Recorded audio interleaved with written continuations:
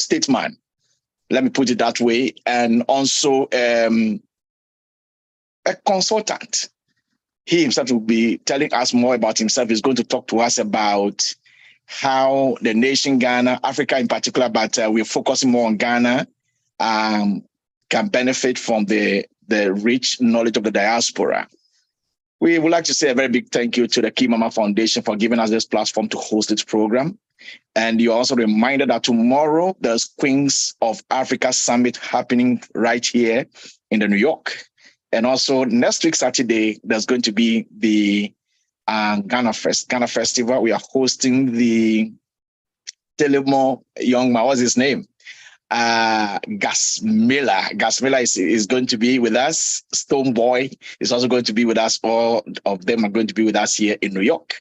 And like Kimama said, those of you who are around, please pass by to taste Ghana music, Ghana food, Ghana drink, Ghana dance, and Ghana way of dressing, all the way in America. Thank you. So today, without wasting much time is already fast spent. I'm going to invite Mr. Richard Ahija. Like I said, he's an accomplished statesman. His contributions to the nation Ghana and here in America cannot be measured. And we are so blessed to have him today to accept to speak to us on this very, very important topic. So without wasting much time, let me go ahead and invite Mr. Richard Ahija to take over. Like I said, ladies and gentlemen, he's talking to us on the topic Diaspora and National Development Agenda, the case of Ghana. Please tell us more. Tell us about yourself and take over from me. Thank you. Thank you very much, Francis, and thank you again to the group, Imama, and all the members of the foundation and this conversation in the group.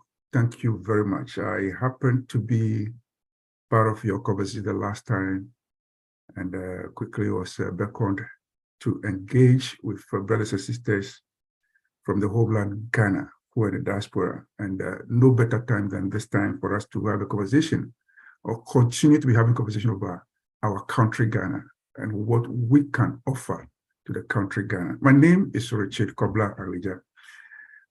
Little bit, born in the Eastern region, Suhum, a town in Suhum, I would say a village, and grew up all over the place, Accra, Tema, from Amprobi all the way to Nungwa to Tema, before relocating or migrating, not relocating, migrating over here to the US in my adult life. I am almost retired. I can't wait for my retirement. I've worked all my life with Bank of America, most of my time in the US, as a risk analyst, dealing with matters involving consumer problems, banking problems, the fraud analysis, and the disputes and all that over a period. I think I'm tired. I need to take a rest. I am married with 4 children, or adult children who are independent.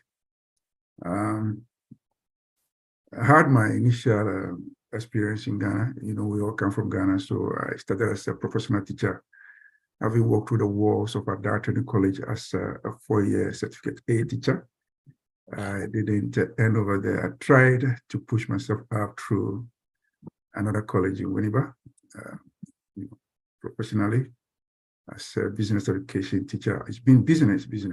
I'm very much into business. So from there, did instruction delivery across some second cycle institutions and polytechnics in Ghana before pursuing my bachelor's at University of Ghana School of Administration, and quickly joined the project called VAT Project.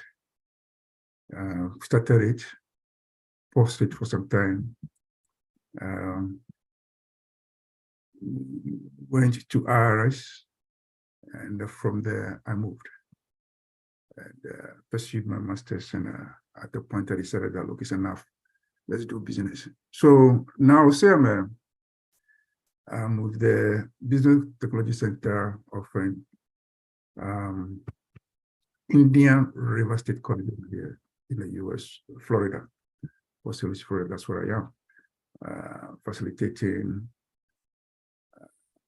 small consultancy in terms of writing business plans, advising with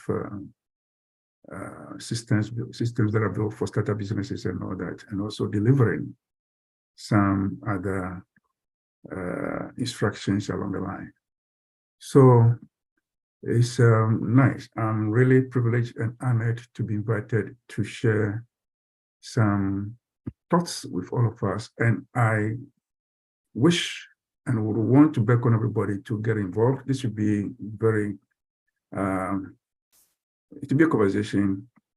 It will be more of interaction, people contributing at the end of the day, because wisdom is not in books and experiences are not in only one knowledge. Experiences from the field are very important, and people or writers depend on experiences from the field to put in theory what they bind as books for students to learn.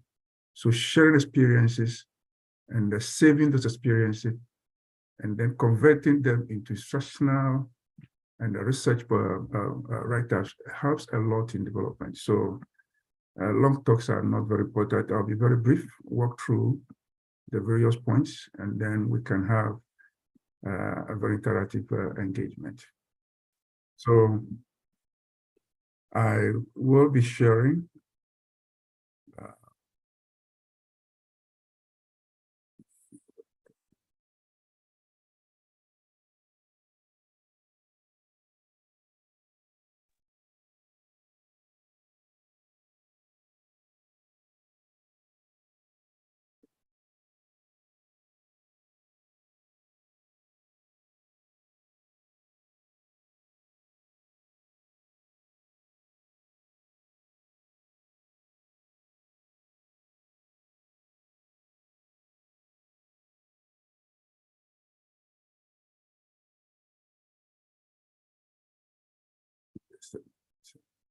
Okay, so Mr. Daniel, Mr. Ahija, as you do the sharing, let me quickly introduce some of our guests on call at the moment. Just a minute of your time. So we have Kimama, who holds the Kimama show, the popular Kimama, you know. We have her on call. We have Mr. Honorable Ebenezer Kwame Nsowa, all the way from Upper Delta East in Ghana. Mr. Anthony Azaglo, thank you so much for coming. Legend, I wish I could find your name. We have Mr. Paul Kwekute, another legend also here in the United States of America. Thank you for being on call. Mr. Bright Daniel, I don't know whether that's the son or the father. Mr. Daniel that I know is one of the surviving founders of the Ghana National Association of Farmers and Fishermen, and he is on call. I'm so happy to have you on call. Madame Gloria, thank you for being on call. Samsung SMA0425 I wish I know your name to introduce you appropriately. So if you can help me go to the chat room and put your name there so I can introduce you properly. Also, Mr. Michael Opoku Ayeti, also thank you so much for coming. Thank you so much. So, Mr. Ahija, you can take over from here. Thank you. All right, thank you. All right, thank you very much. So the conversation we want to have today is about diaspora and national development agenda, something that is very dear to my heart because of my experiences over the period. I've had experience of as an executive member of the United Ghanaian Association of South Florida.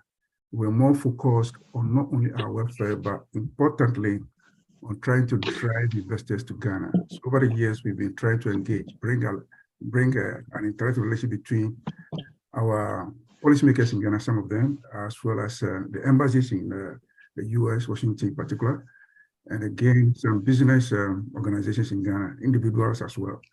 So we've had experience of also leading trade missions to Ghana to see what is possible for people who are interested in external markets or markets in the diaspora, especially in West Africa region, Ghana being the gateway to West Africa. So people saw it as especially the Caribbean world, which I belong in, traveled a little bit around the areas of America, and Cuba and all that. So you meet people and you say you are from Ghana or Africa, then they are really excited. They want to know how Africa is like. They've read about Africa and heard about Kwame Nkrumah and those names, notable names that we have in Ghana. So we also took advantage of it as a team to see how we can propel that enthusiasm into action and profitable action for the country. So we had an occasion with SIC Financial being here, Association of Ghana Industries also being here to engage the people over here. So the conversation will be about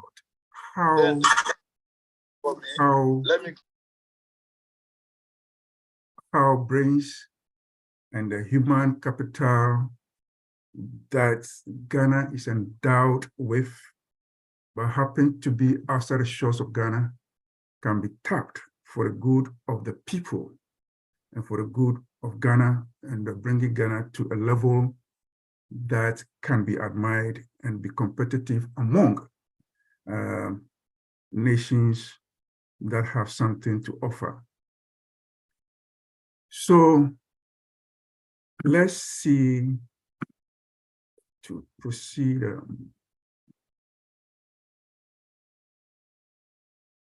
I remind myself all the time about what we have gone through, the journey we have passed through as a country from the time we gained independence, political independence, not economic independence, political independence.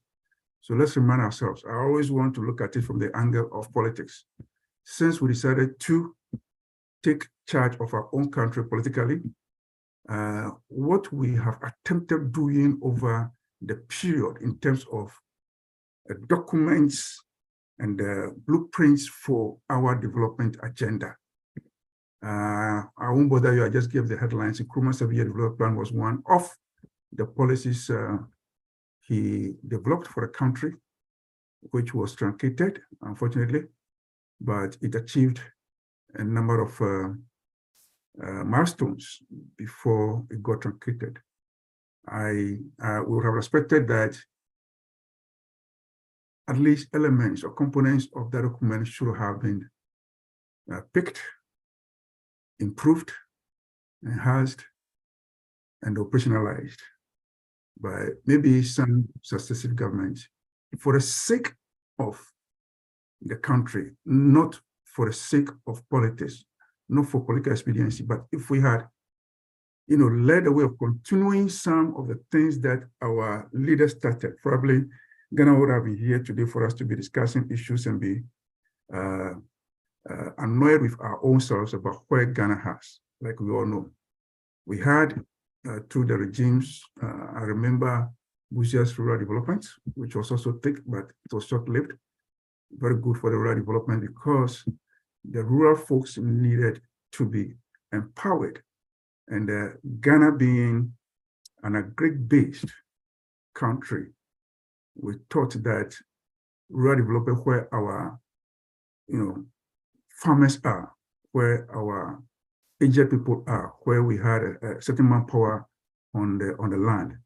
So rural development was something that I thought was good, apart from providing the amenities that were lacking, which the cities had. I believe development of agric in all forms would have, put the country somewhere.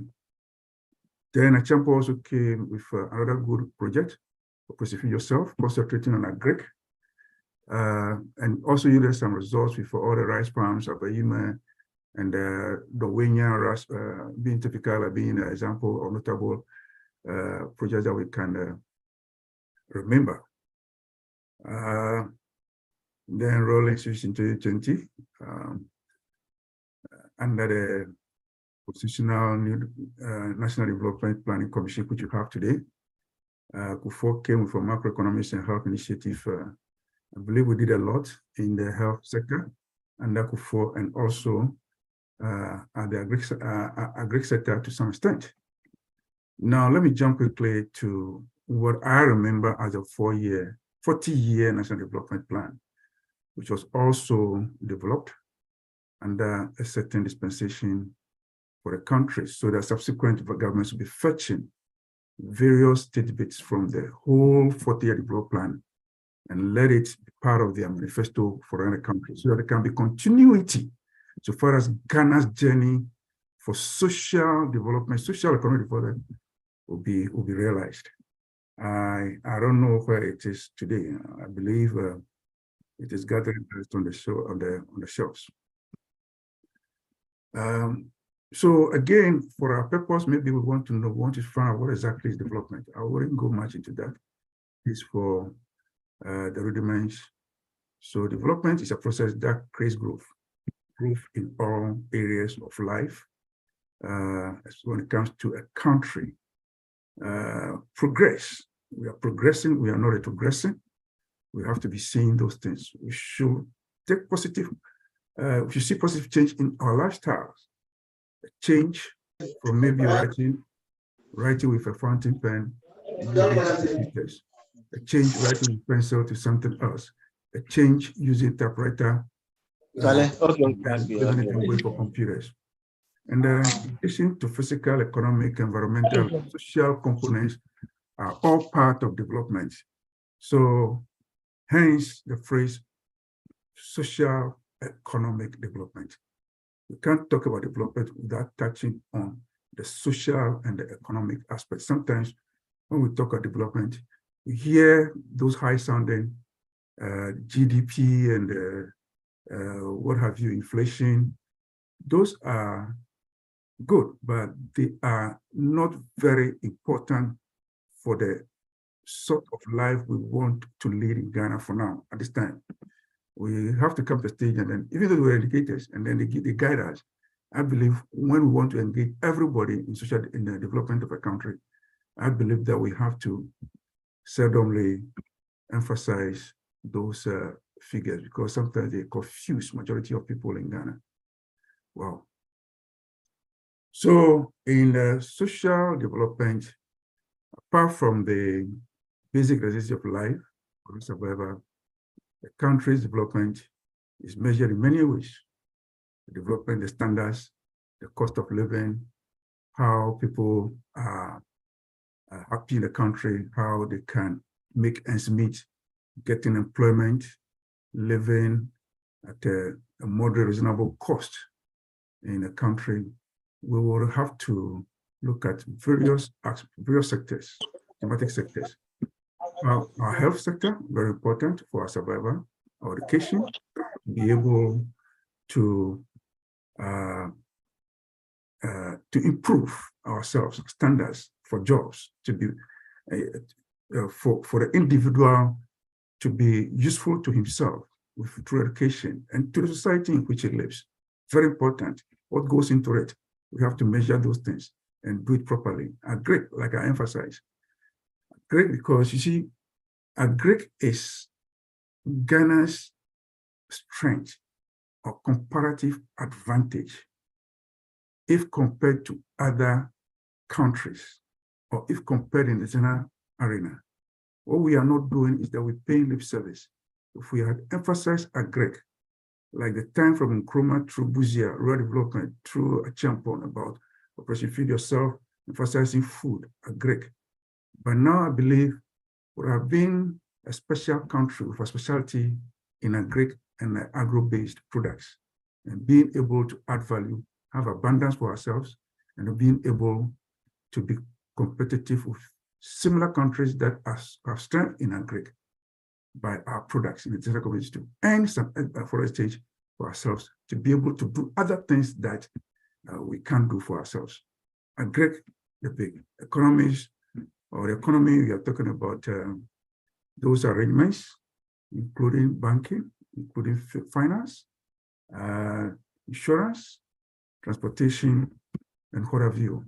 So you see those elements and education written, the foundation of education, for example, very important for our educational ladder.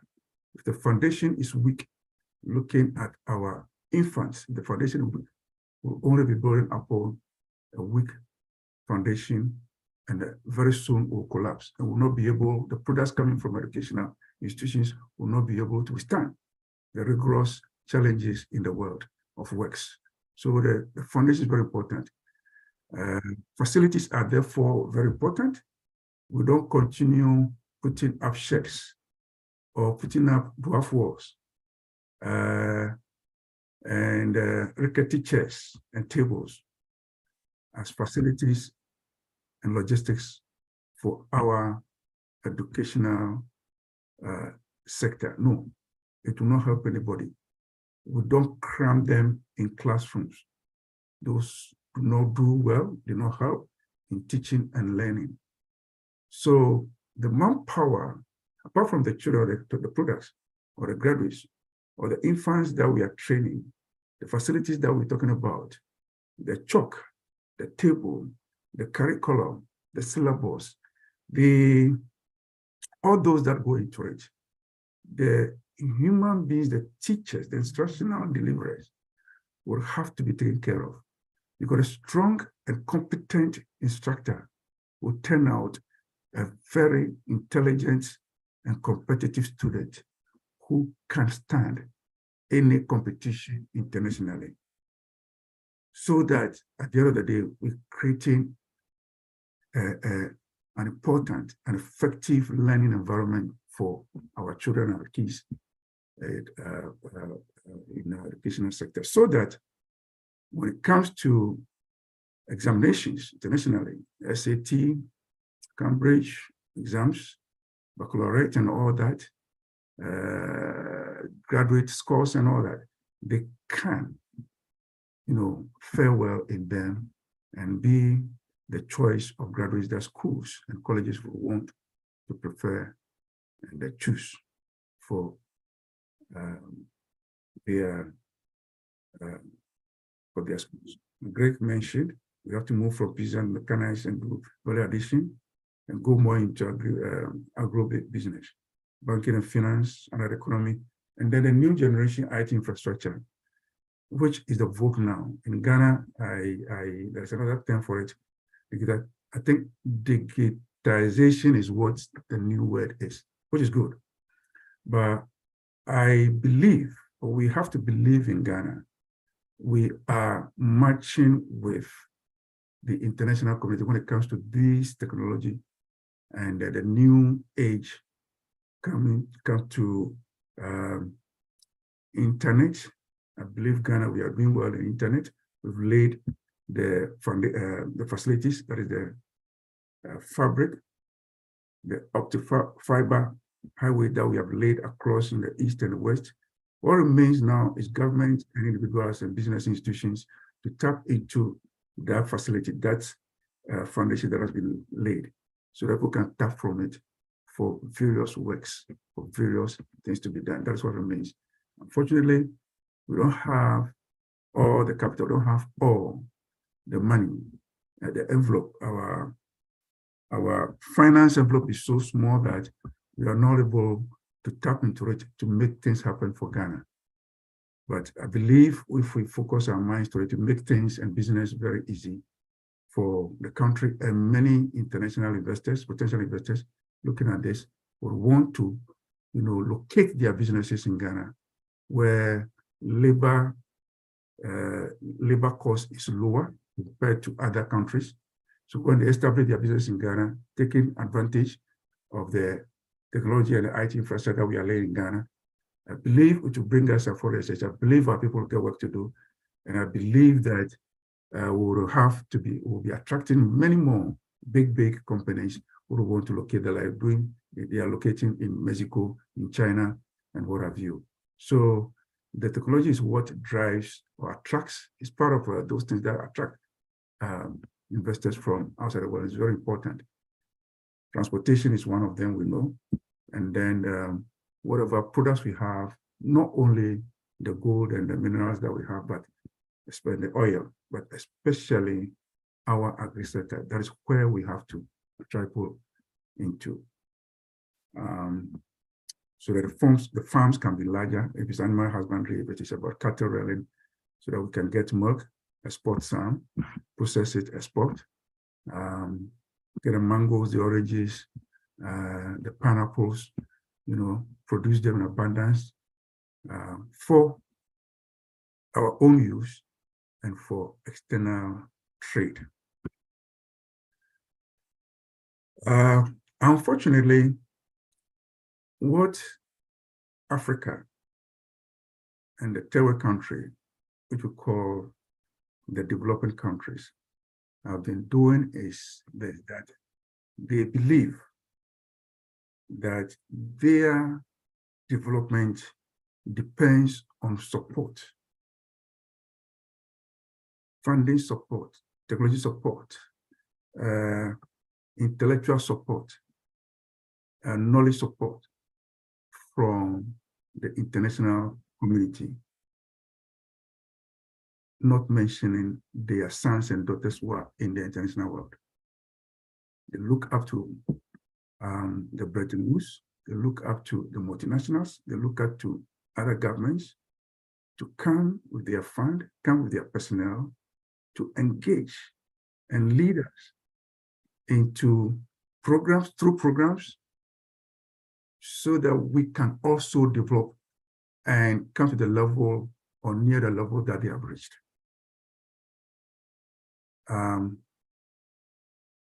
We all know when we started this journey, we can look back and see the number of times that we have tended to rely on these multinationals and the bilateral arrangements and the World Bank, IMF,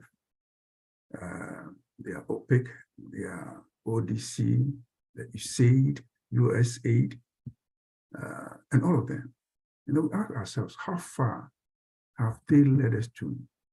What benefits, what improvements have we seen since building the relationship with them for all these years? We still continue to depend on them, rely on them. We still continue to take grants from them, take loans from them, which we are never able to pay. That's why there is a need for us to look towards our own within the country and outside the country and see whether there's some alternative or complementary effort coming from our own people who have not abandoned their country, but because of some necessity, they decided to travel away from the country to seek something else, to better themselves and help their people in Ghana. You see, if you look at what we call the development theory and the dependency syndrome. If you read through development economics, you come through certain theorists and some brains looking at third world development or the development of developing countries. They have shown over their experiences that what the developing country or the developed country tries to do in a way of assisting the developing countries is that we as developing countries or third world countries rely on them, make their development increase.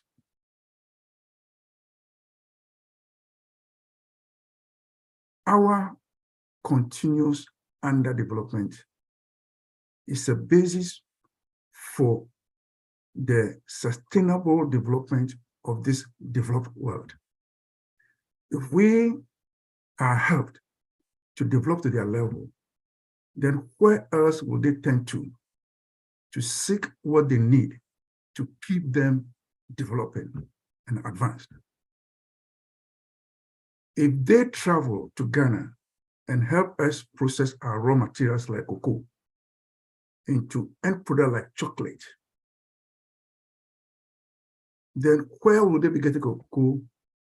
Take to Switzerland and Belgium, turn them through a Hershey company into finished products like the chocolate and sell in the international market to make money to help their countries.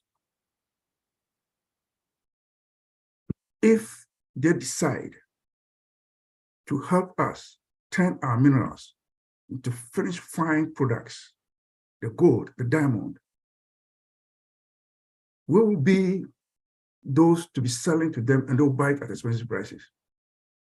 But they will want to take the raw materials, take it back there, turn it out, into finished products so that we travel there and buy, not they bring it back. They bring a few, we travel there to Switzerland and other places to go and buy them. Very expensive prices for America and all.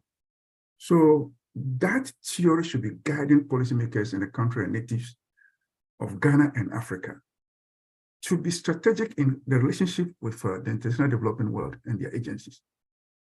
You don't run away from them. You don't ignore them. You don't say you don't want to have a relationship with them, but you must be wise. You must be intelligent. You must get a relationship that will benefit everybody. It should be a win-win relationship rather than one win and the other person loses so much. So at the end of the day, medium-term contracts, medium-term relationships to long-term, at the end of the day, at the end of those contracts, you don't find anything to show for the relationship that you have built over the years with this, our partners in development. That is why, again, it becomes very important for us to turn to our own. In Ghana, we have brains. Ghana, we embarked upon Scholarship Secretariat and Get Fund and What Have You to deliberately send our children, our sons and daughters outside to go and train and learn some skill and come back and assist the country. We have done that before, and we continue to do it. And people have returned, albeit the fact that others remain wherever they were trained. But at the end of the day, their activities out there like us benefit the country, even though we live outside. So the need to look at those within, trained in our own institutions, first of all, by professors and lecturers and instructional deliverers who are very competent, who are also trained. So those over there in charge of the development path cannot be looked down. They need to be empowered, they need to be encouraged, they need to be motivated to continue doing what they are doing for the country and improving more by tapping into new knowledge to help the country work there under all the challenges. It can also be complemented by reaching out to those who are in abroad and have gone into some important professions. Teachers, engineers, medical professionals, architects, what have you, business managers and all. We need them. We need them all. So if policymakers, I think you have your hand up, Francis. Yeah, so Papa Heja, thank you so much. It's been very, very exciting, and this thing is really, really being addictive, you know. But we have 20 minutes to hit the top of the hour, and we want the participant to have real interaction with you at this point. So we'll give you some minutes to wrap up what you have so that we can come. Probably as they come in with their contributions, you will definitely have to go talk about some of the things that you are here to talk about. So let's give you some time to wrap up so we can bring them in to have a conversation with you. I appreciate what you're doing. Thank you so much. So give me 5 minutes to walk through the rest of the slide. And talking about development shift, which is very important today, that we partner with our international development institutions. And then also policymakers may want to reach within and without, which I've said already. And then also look at the local content in Ghana, as well as those in abroad, and engage them. And so that ensure that when it comes to even get a relationship with our development partners, you will have our local content, both in Ghana and abroad, to be part of those arrangements and programs to protect the interests of Ghana, because they try to protect their own. Everything they do, they get a larger share of the benefit. And leading to a transition that will have Ghana professional experts taking over quickly. So when we started that way, like GNPC, like Energy Commission, like a Crown Agents and the Value Added Tax, what happened was that we brought people from outside into the country to lead us. Within a short period, we took over. The local guys were trained. After all, we have the basic, and then we took over. A GMPC, the geologist, IVAT, the finance, and the Energy Commission, which was the birth of the introduction of propane gas in Ghana, to take over from firewood and charcoal. Where Kazan, with international partners, came from Britain to help us establish that. So we took over, the expatriates left, and the local guys took out, culminating in Energy Commission and today's Energy Ministry, which is doing tremendously well in Ghana. So partnering the diaspora is very important in many, many ways. We can play many roles. We have not in any way broken the umbilical cord with our ancestral home. Ghana is our place. Ghana is where we come from. Allegiance is to Ghana, first of all, and to a very small extent to wherever we find ourselves as citizens. Our contribution from the diaspora is huge. This is 2022 contribution or remittance to Ghana, $4.7 billion US. If we are getting this and we deliberately, engage the diaspora, I believe we can hit more than this. These are just remittances that are coming to families and maybe to their businesses that they have in Ghana and to their properties that they are building. That's just the money. But if we deliberately sit down and engage them and plan with the diasporans who are in various fields of discipline, we believe we can build a lot of fund to help our country so that it may not be necessary for us to be reaching out to World Bank and its associates and its components agencies for money to support our economy. It's very important. Diasporans are expensive, they are skillful, can transfer back to our own country whatever skill sets they have acquired. The doctors that come here to train, go back, and they are taking care of what they have learned, the culture of work. They have learned how to handle patients. So when they get back home, they are able to replicate or do the same thing to keep our country and its citizens very healthy, provided we are able to provide whatever they need to get the work going. So I wanted to give a few examples. Over here in my community, we have great businessmen, people in medical waste management, and have big contracts that are giving them millions. We have a Nyaku architect, who is an architect, putting up a very prestigious African-American research library that is a sort of geolink taking contracts, transportation contracts, or road contracts from states and federal, but ask them whether they want to go to Ghana. They are not very sure because of the challenges that we face in Ghana by our counterparts and the policymakers over there, putting the bureaucratic obstacles in our way and the challenges at the port, payment of contracts that have been executed. Those are the challenges. But if we sit down together with our policymakers, with our local Ghanaians, and those who are in position of power, we believe we can streamline things to make things understandable so that people are not shocked by what they experience when they get back home. So I would say that our embassies and missions should intentionally consider reaching out to Ghanaians in various states, various cities. Find out who they are, build a trade profile or credential profile, and carry them to build. Many of them have built businesses to see whether they can be part of the agenda for development in Ghana. So that when they come to Ghana, we will have some of these multinationals who are bringing money together to come along with them and get empowered to be part of the small cottage local industries that we need.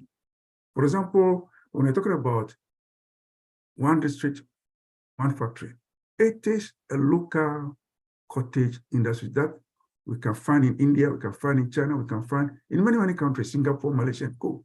That's what Ghana needs to do. We don't need large, big companies, but small holder companies that can produce one thing or the other.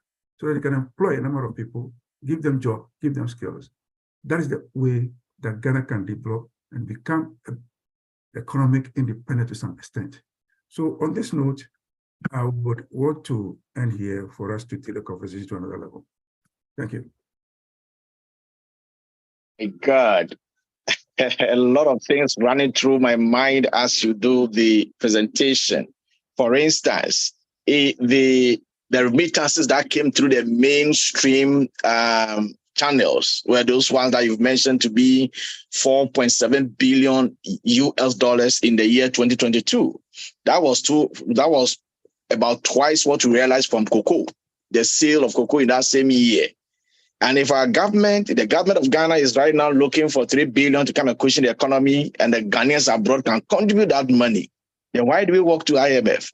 These are the questions our guests would like to ask. So, ladies and gentlemen, we've had a beautiful session with Mr. Richard Kwabena Ahija, and I would like you all to come on board right now. Whatever you have on your mind, we call it Diaspora Motherland Conversation.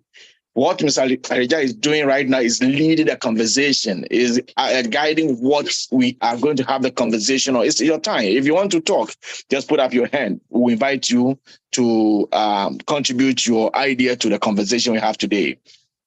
Brilliant conversation, insightful conversation. Thank you.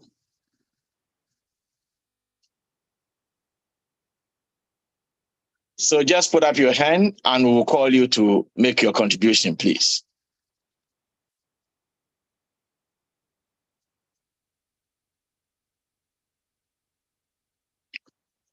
Okay, so Mr. Ahija, my question is simple. You've mentioned a couple of Ghanaians who are excelling in some of the industries outside Ghana. Yes, we admit that the situation at home is not inspiring at all. If you look at what is happening to Ghanaians who have come to contribute the ideas to go to parliament and help build Ghana together, what they are going through, when there's a change in government, contractors they don't get paid for their investment in Ghana and all of that. Yes, you touched on it briefly, but I would like to know, what can we do collectively as a country to solve this particular problem, where the people coming from the diaspora are not given the opportunity to do what they are supposed to do? Yeah, thank you very much for that question. And that is a reality. Unfortunately, it become our tragedy, unfortunately. Politics has permeated the whole fabric of society to the extent that we look at everything through the lens of politics. Every little thing is about politics. Why do I need to go to parliament?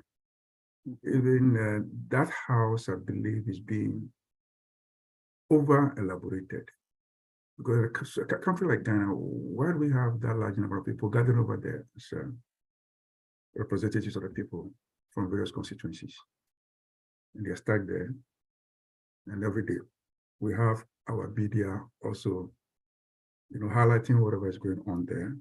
So it's a bit, if there's a way we can move away from how loud politics has become, the conversation of politics has become, more than thinking about how we can produce and add value to our production. It doesn't matter which political inclination you belong in. That is the most important thing. But the challenge is, how do we go around it? That's why this engagement is very important. And we as individuals and as a group, we are engaging here. But we need to draw or beckon our policymakers from parliament, from executive, from judiciary, from business sector, Association of Ghana Industries, from the other partners like Ghana Chamber of Commerce, and all those agencies. We sit down and critically have a conversation as Senchi over our food and employment and jobs and shelter and funding. Those are things that we need to do. So that when we wake up from those conversations with all the stakeholders being part of it, including those who are leaders, I believe they will take part into their policy meal. And at the end of the day, maybe something will drop out of it.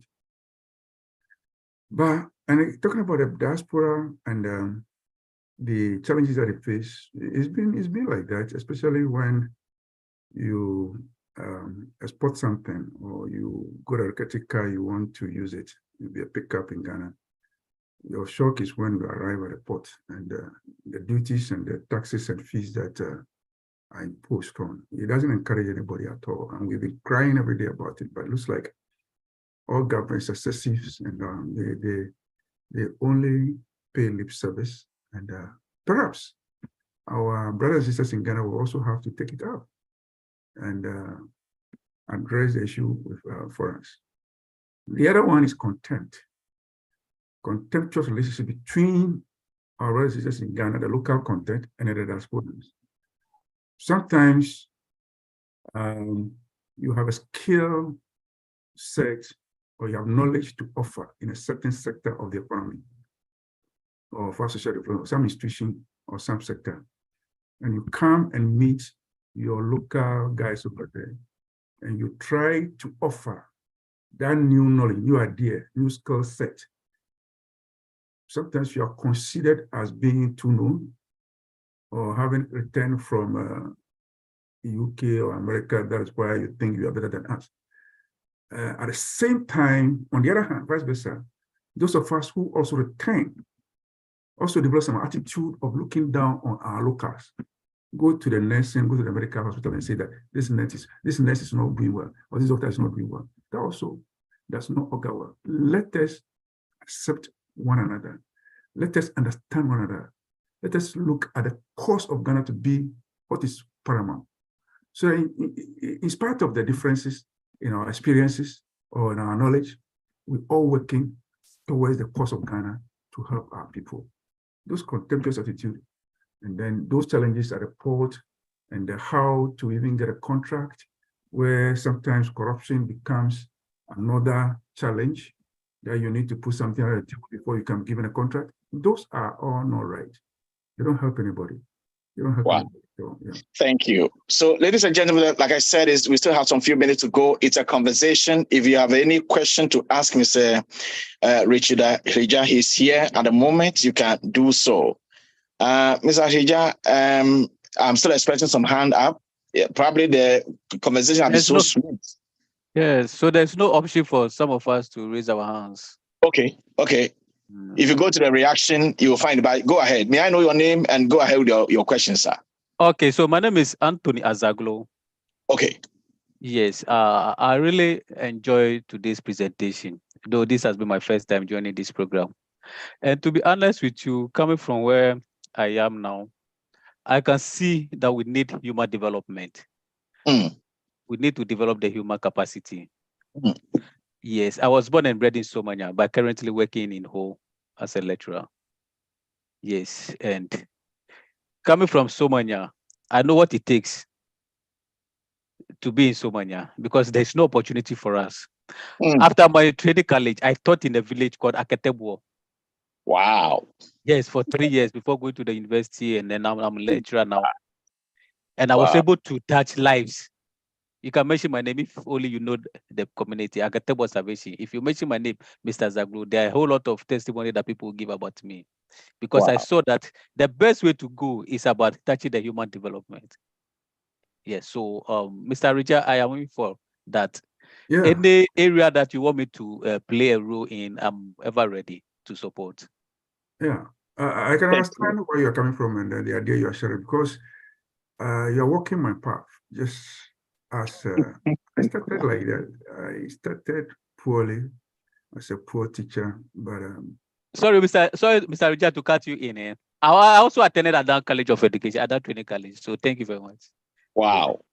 It is a family reunion. Yes, sir. We shall talk. Thank I'll you. get a number and then we'll talk. So, yes, Mr. Hija, we are still expecting others to come in. But whenever Ghana has any international competition in football, we go out there to look out for Ghanaians abroad, assemble them to put them together. We call that the national team. are we going to get to a stage where we'll also, a time will come that we'll go out there scouting for brains, probably, let me say expertise, probably not people who are footballers, but people who are doing well in other disciplines and bring them home to come and support what we do at home locally. Is it possible? Before you do that, let me give opportunity to Dr. Fortune. Dr. Fortune, go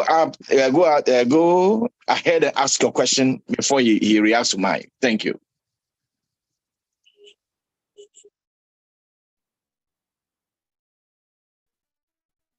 Okay, good evening all. I'm so grateful to be among you this evening. Hello, am I heard? Yes, we can hear you loud and clear. Please go ahead.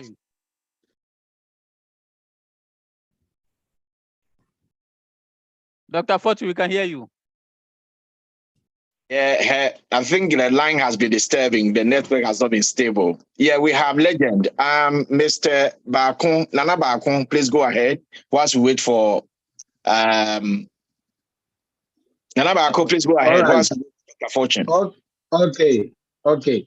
Mr. Alija, Yes, sir. I really appreciate the presentation you gave this evening. It's a powerful one. You know, asking a question, and I'm thinking that an independent mind, not from the NDC, not. Okay, it's a network issue. Please, can I come back? Hello. Oh my God. From the Actually, Dr. Fortune, go ahead. I'm back. Okay. Actually, I'm a natural but these health two practitioner. gathered well. Yeah. Mr. Bakun, hold on. Hold on for now. Let's get Dr. Fortune, then we'll come back to you, okay? Okay, Thank you so much. Sure. Thank you. I'm a naturopath, a natural health practitioner, and a member of Ghana Federation of Traditional Medicine Practitioners. Okay. Yeah, that is my field, my profession. And I'm also a member of the Asian community in Ghana here. I've seen that we have something in common in development and being liberated. So I think we can get in touch with you. Asian community, we have our own ecosystem. We know we are in the digital era now, and we don't want to always rely on the government and the foreign entities for borrowing money or,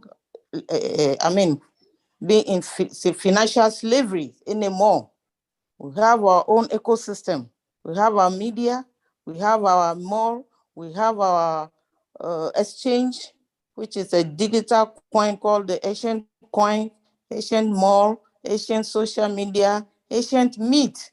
And with the meat, I can offer for any time with the meeting instead of using the Zoom. It's a higher version of all things.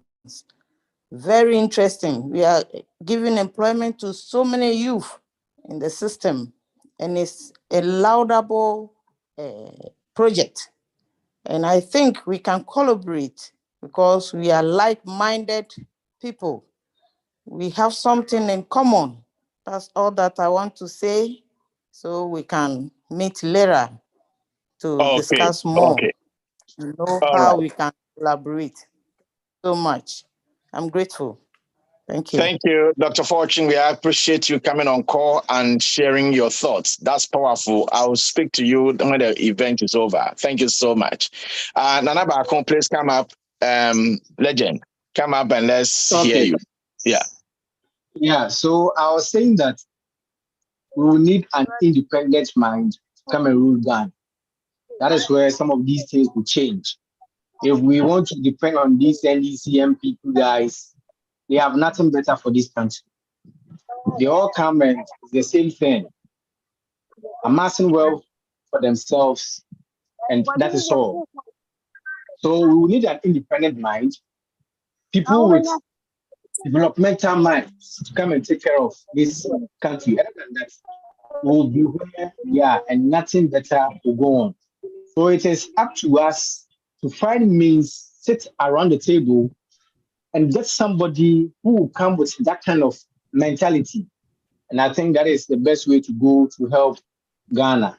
Ms. Alegia, this is to say that I'm also from your motherland. Ada, I'm from the Amlakbo community. That's where my mother comes from. Then my father is also from the Ekwapem NK. Thank you. Thank you very much.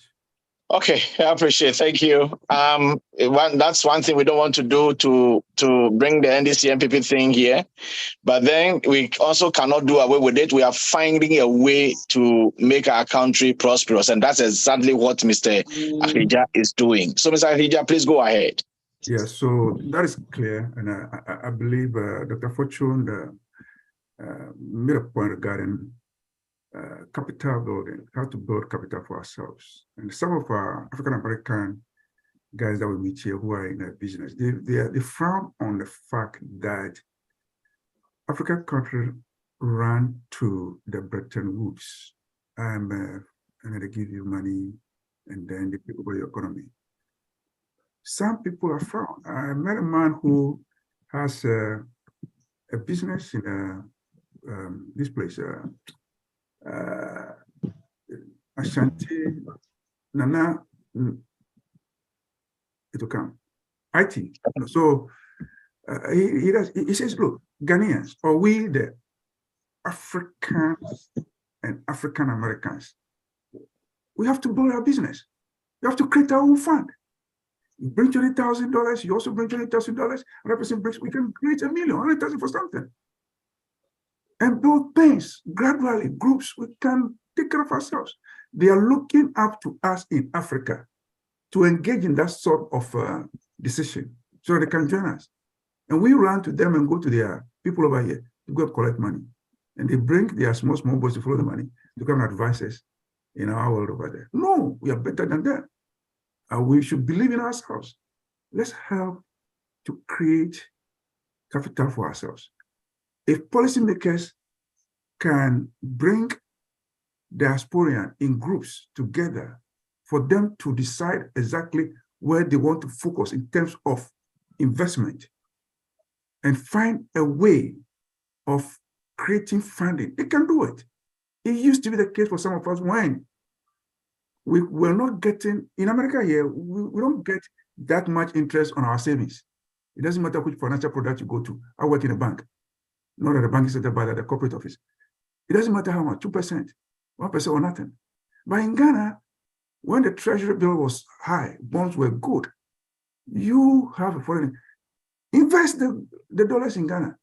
Within 30 days, 90 days, and you get some good return. So something like that can be done. If we can now renew what has happened to Ghana through this debt exchange and the predicament that we have found ourselves, when we walk out of it at the end of the day, we should be thinking about building capital in Ghana and for Ghana for the purpose of doing business by Ghanaians in Ghana. That is it. So what this lady, Dr. Fortune, is saying is very important. Again, you also mentioned about if we are recruiting from professional footballers from outside, why can't we recruit, other professionals in various disciplines from outside to help complement the effort of the locals? Clear. I think there is no question about that. And we need to pay our attention to it and then see what we can do. Not only every person in the diaspora, but those who are making it happen from NASA to wherever field they are. Yeah, go ahead, Skima. Okay, thank you for allowing me. I have a concern. As the CEO for Progressive Alliance Movement, that we are, pushing the EC to implement the ROPA for Ghanaians living abroad. We have a challenge. Our challenge is that our own diasporans, we are yearning and crying that we wanted to be allowed to vote. On the same time, we have the same mentality this same mentality that, oh, if they bring in these party issues into it. So for instance, they will label me as party A. So because I'm leading, that means party A will benefit. In case another person also is there, they will label the person as party B. So in that words, they will not support. But I'm here today to say that we all have our own brains, our decision, our affiliated or whichever political party we support. When you get to the voting booth, I'm not there. You are not there. It's just between you and your decision. So I'm going to plead, since the diasporans, as we contributed so much to the economy, both two parties, the leaders, they have to allow the diasporans, the Ghanaians living abroad, to be able to vote and to have a voice. So when we are investing, Dr. Richard here, like you suggested, then we know that, yes, I have the right to vote. So when I'm investing in the country, it's, I feel part of it. But you want my money. You also come here and fundraise, you want my money, but you don't want us to be part of the voices or be around the table. So in this case, what can we do about it? Because we have to get a base. Once we get a base, coming together and in investing will be easier. But now we're all scattered and divided by party affiliation, or I don't know what to name it, but this is one of the fundamental problems that we have. I'll end it. Thank you. Right. I think there's another question by Michael. His hand is up. I will address it. Michael. Michael, you can unmute yourself if you have a question. Francis, you are muted. Okay, sorry. So, sorry. Thank you very much, Kimama. Mr. Hija, I want Nene Lamte's hand is up. I think is contributing all the way from the whole technical university, their premier radio station. Before you answer Kimama, I want him to add his contribution so that you can put the two together because we are already behind time. So, Nene Lamte, please go ahead. All right. Thank you very much. Can you hear me? Yes. Loud and clear. All right. Thank you very much. I think it's a very insightful conversation we are having this evening. And I must say a very big thank you to Mr. Anglija. I really, really learned a lot this evening. What I wanted to ask is what Madam has even said already. With the policy makers, it is very, very, very, very disheartening that we cannot decouple politics and partisan politics. Because when we bring such ideas, because when you belong to party A, they said, okay, so is this party that is on or in power? So when this idea, someone is from different party, has all the ideas, because it doesn't belong to that party A, certainly they are not going to enroll that person. So I think partisan politics is what is killing a lot of ideas. So I don't know how best we can do that to decouple politics from a partisan politics. And also with agriculture, I think agriculture is the best thing. That is, I think the backbone of the economy. But the perception that has been given from the beginning, when we were in school, when they want to punish you, they said, "Oh, go and weed." They will give you a portion for you to go and weed. So because of that perception, the youth believe that, well, going into agriculture is like a punishment. But agriculture is really, really the backbone of development of the world. I don't know how best we can do that, or how how lucrative can we make it for the youth to get themselves involved in agriculture? Thank you very much. Okay, so thank you, Nenelamte. So, Mr. Harija, now the floor is yours. We would like you to respond to the two and then also wrap up for us. Thank you. Thank you very much. First on my friend Kimama, we've been together in this for a while now. The ROPA fan, yes, I'm very interested in it. I like listening to them. She's also very passionate about it. It's a very good thing. Other countries are part in Senegal and Togo, and they're all doing it. Fortunately, we don't have the wherewithal. I don't believe that we are against it from the diaspora. I don't believe that the country itself is against it per se. The only thing is the modality is how to go around it. And again, most importantly, our budget may not be able to go around it. So those are the hindrances. And that is why we in the diaspora, to be on the table, to be part of the policymakers, to be a part of the conversation in Ghana so far as our investments are concerned. The reason why this ROPA, we must push it. 2, we're calling for our representation at the August House Parliament. So if you have in our monies, we are also investing, we have interest in the country, we are stakeholders in everything that is happening. But we must as well also have a constituency. The diaspora was represented by a constituency, however it's going to be done. But we need to sit down and then plan it properly so that discussions going on in the August House, the diaspora's interest must be served over there. And to the extent of what Koko Azan is doing, Professor Kokosari, and then the bill that is already, I believe, is already in Parliament, to remove certain, or amend the Constitution, remove certain instruments in it, which stop diaspora from holding certain positions in the executive, in government, in the executive arm of government. So that if those things are removed, Imama may become perhaps a chief of staff like we have it today and be part of police because become a minister. I may become another minister. I may take some positions. So that when I'm talking for Ghana, without forgetting where I come from as an immigrant and my brothers and sisters that I've left over here. That is the way to serve the interest. So we'll get there. We shouldn't lose hope. And regarding the partisan positioning of our citizens, our national, is just not understandable. We mix the word politics, synonymously politics and what do you call it, partisan politics. No.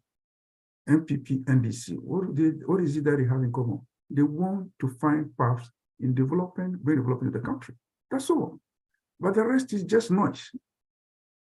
Everybody have their way. They chart a way to bring development, provided they are doing the development or they are on path to bring development. Give me food, give me job. Make sure I get water, I get light. Make sure I can walk to hospital without going to India for my medical care or go to Africa. Fair enough. That's what we need. Education, my children have a place that they can sit down and then have effective studies. Teachers are happy, nurses are happy, doctors are happy, that's all. So however it is, we need to find a way of lowering the volume so far as partitioning posturing is concerned. And I don't know how. Maybe those third arms or the media, how do they call it? They are the fourth estate of government. They are supposed to educate us and drive us away from things that do not augur well for our development. But they've also, if you look at things carefully, they're also taking positions. This media is here, that media is here, civil society organizations. If you go through them, critically, you come to realize that you civil society organizations that you have brought, abandoned many in Ghana. What is it that they are bringing to bear to ensure that we benefit from our constitutional democracy? But again, it's poverty, and it's about our greed. It's about making millions. If you are influenced by a powerful somebody, you tend to follow the person because the person was able to give you maybe a Nissan Venza or some SUV, and that is it. He has bought you forever. So you will be speaking and follow him towards whatever direction he's going. Unfortunately, that is it. But civil society, the Ghana Bar Association, the various organizations, especially we have a constitutional body, which is civic something, what do they call it? Civic commission or whatever commission. They need to step up and give the citizens civic education.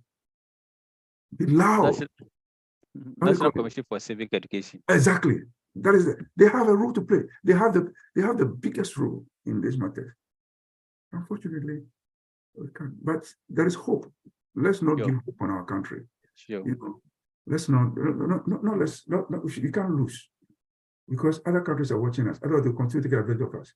If we beat ourselves to the pulp and go down, they come in and then take our resources, take our oils, take our whatever resources, pollute our waters and go away because we are fighting. And we don't agree. We don't want to agree. We are not nationalistic. We are not patriotic. So they will sit down there at the top and watch us.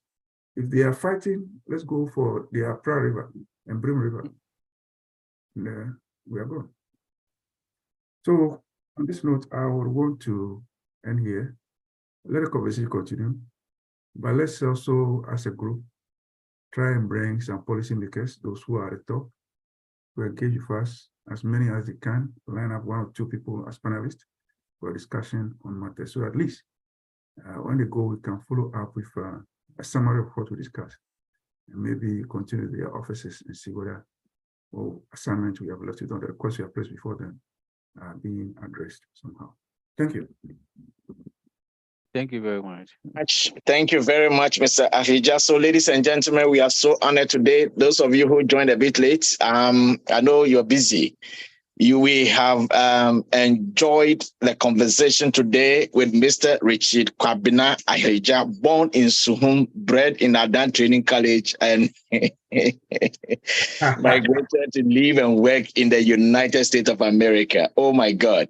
Thank you so much for coming. We have really enjoyed the conversation. In fact, you have opened some of us our understanding to some new dimensions that we have to explore, so that we have to make the relationship between the diaspora and motherland formidable one.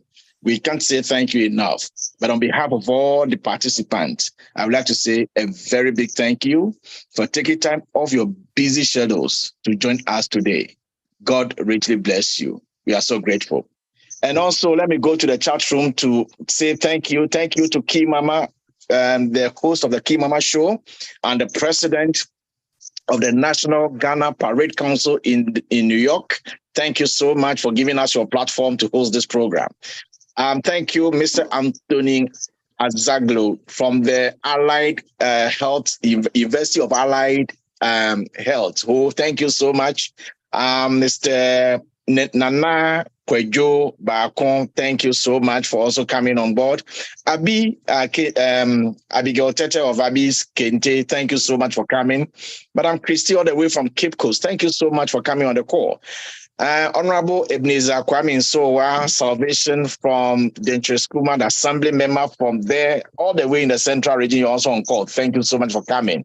Nene Foster Cosby Amo, all the way from Kumasi, thank you so much. Mr. Kunedu, Michael Kunedu, all the way from Ashanti region, I think Grabbing area, thank you for coming on call. Nene Lamte, Ho Technical University, thank you for coming on call. And Nanayao, you said today is your first time. Thank you. Fidelia Seidu, you've been a staunch member of this family. Thank you so much. Madam Gloria, thank you so much. Thank you, all of you. And then I saw Mr. Stephen Jabba, Otiko Jabba's uncle.